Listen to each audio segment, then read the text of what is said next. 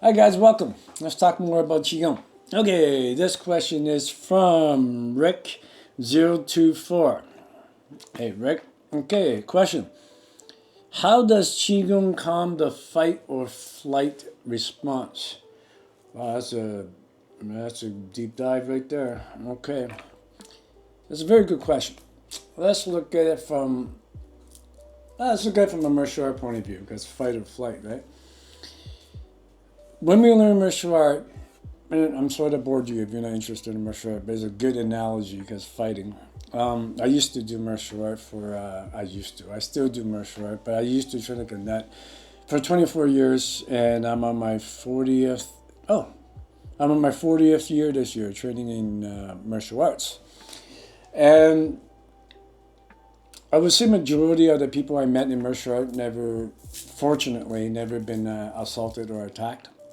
But for some of us, not so fortunate, we had to protect ourselves, even survive some childhood stuff that people shouldn't. So you get an experience of real violence, right?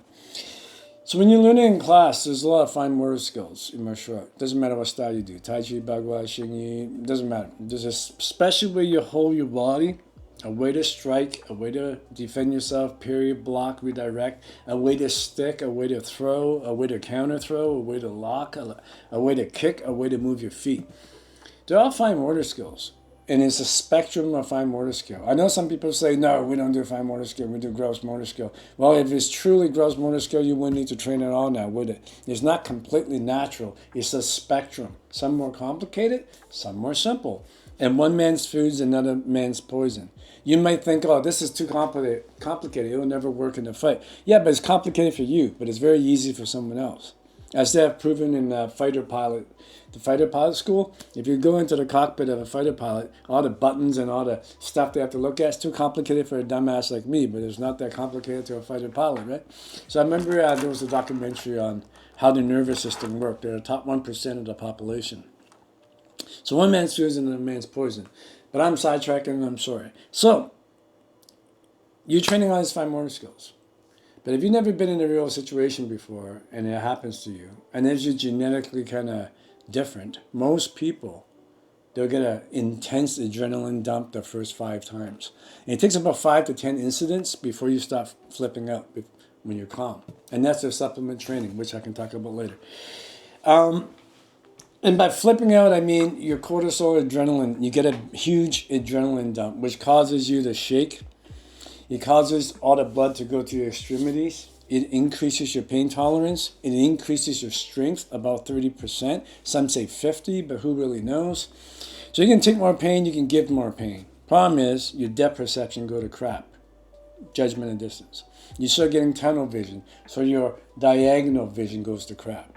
Your visual reflexes is crap. Your tactile reflex is crap. Your explosiveness leaves the window.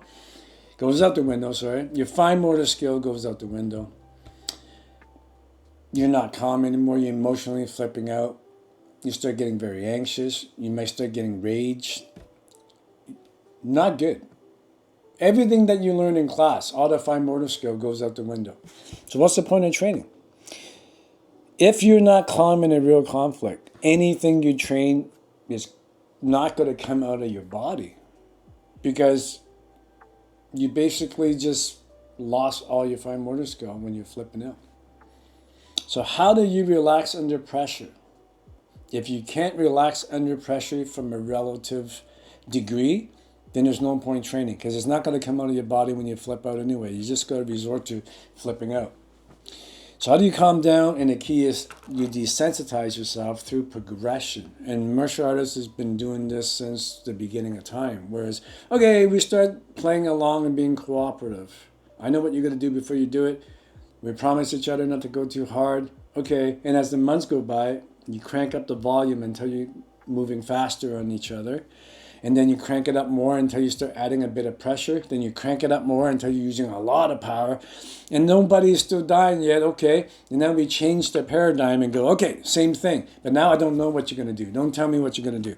So now it's kind of realistic, right? And then you start off again with no power, no speed. Then you dial it up again. And then you loop it again with weapons. Then you loop it again with multiple opponents. Then you loop it again. So it becomes a loop until your body calms down from flipping out, or I mean not from flipping out, but from no pressure being calm to high pressure being calm. But it's not done like this. It's done so gradual. Your nervous system has a chance to adapt. So that's how we relax under pressure. But here's the problem. Even when somebody can do that, they're not truly relaxed. They're just relatively relaxed. That's why, unlike an average Joe that never been attacked before, people that train in a progressive pressure manner that I just described is able to respond in a crisis. Whether it's fighting or the paramedics or a fireman or a fighter pilot. So yeah, humans have the ability to learn how to relax under pressure. But what I want to say is Qigong wise, this relax under pressure is only relative.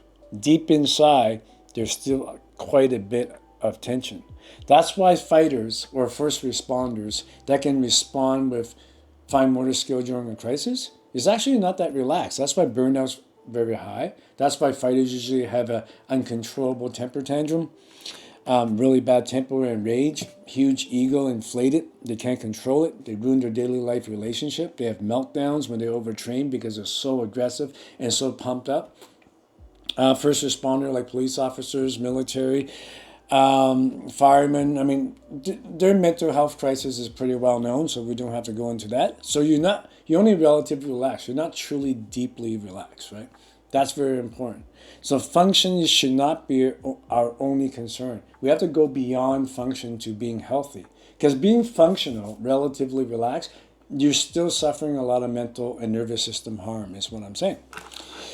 So, now circle back to life. When people are stressed out, having anxiety attacks, or they're just pissed off, not to the degree that someone's flipping out when they're being attacked physically in martial art or in criminal assaults. But the reason why I brought up fighting first is because your body's actually doing the exact same thing, just to a lower degree. You're still having an adrenaline dump, which causes all the symptoms that I outlined previous with tunnel vision, depth perception problem, losing fine motor skill, can't think, short-term memory loss, can't make good decisions. All this stuff that happens during a crisis when you're being attacked, the same phenomena based on a stress loop is, your reptilian brain firing, is happening in everyday life when people are having road rage or stress at work or in relationship or in a traffic jam. That kind of stress might not seem as bad because it's not. You're not flipping out to this degree, but the adrenaline, cortisol, harmful mind and body stuff that's happening in daily life stress is the same loop. So how do you relax in daily life would be the same formula as martial art. You learn how to relax progressively through a little bit of pressure. That's what good parenting is, right? We teach our kids how to handle pressure a little bit at a time. But providing you the bad upbringing or irresponsible parent or maybe just someone that doesn't know better, or it could be a million factor, but you weren't raised with progressive pressure, so you don't know how to handle pressure. So when you go out as an adult, you're going to have all these phobia and anxiety because you can't handle confrontation, you can't handle pressure, social anxiety, all this stuff, right? So how do you cure that? You cure that by cognitive behavior therapy, which is very common, and that's the same as the martial art thing, where you slowly increase the pressure with proper homework. And there's success rate, right? But it's the same problem outlined with martial art in the beginning, and that is, even if you become functional during a crisis, like a fighter is, he's not flipping out like a normal guy. He seems okay and functional because he is, but deep inside, he's still locking in all this tension, which will come out one day in the wrong way. So it's the same as if you try to delete the stress of daily life by changing your behavior through progressive pressure that good parenting will give you or a good psychology. Even though you would become a functional, good member in society and relatively healthy, you're still interlocking and storing a lot of tension, which usually come out in midlife as a meltdown.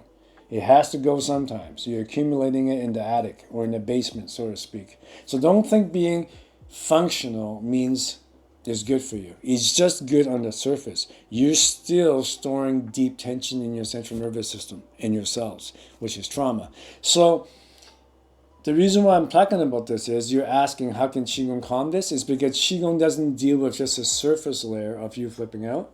It doesn't deal with the deeper layer like, oh, look at this guy. This guy is relatively functional, even during a crisis. He's a fighter or a fireman or a paramedic or whatever. This guy never panics. Okay, this. But underneath that, he's actually still tense. He's just not obvious to the crowd down here. That's what Qigong deals with. When you meditate in standing, you're starting to get in touch with your body really deep. From your muscles first, right? Your skin, your muscle, opening your pores, to bone breathing, your bone marrow, to working with your organs, different centers in your body, your gut bacteria, how to link into the ground, connecting to the field around you. So you're going pretty deep. And then when you start sitting, you go much deeper into these two center in the emerging process, which we won't talk about in this episode because maybe in another episode.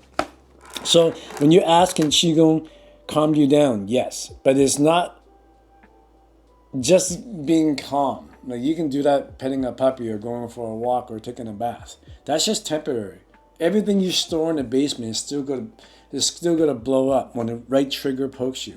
That's what we're trying to get rid of, the deep stuff, and that's why we do Qigong. Not in the modern Qigong. You'll never get it in the modern Qigong stuff. Like just move around and breathe. Like not that stuff. I'm talking about the original deeper stuff, not the warm-up moving stuff, but the actual sitting stuff. So my advice is be patient, learn it, get a good teacher, and be in a good community where you have a good support system, and then train a lot, and you'll feel a lot better. All right, so before I go, just want to encourage you guys to visit the new website, the Taoist Qi Gong program. It comes with a live Q&A and live guided Qigong meditation every class. It has a student library to have all classes in the archive. And also, I'm going to be doing a retreat next year. All students that's been on our website for 3 months will get 80% off. And I'm probably forgetting a bunch of stuff, so please go check it out in the description below. See you next week.